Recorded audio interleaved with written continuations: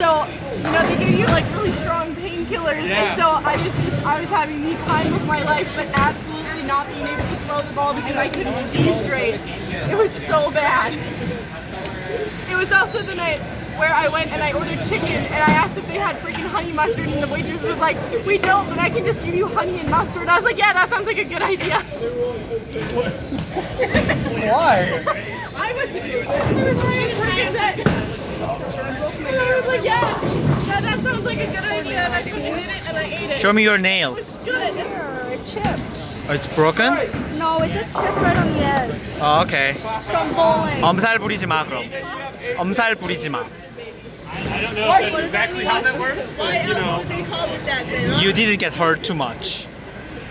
It's fine. Okay. I get hurt from the dumbest thing. Okay.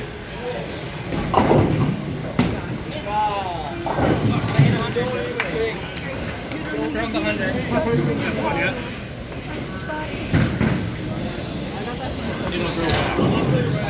It'll be ours. This is the third time I've chipped it in the last week. The same nail.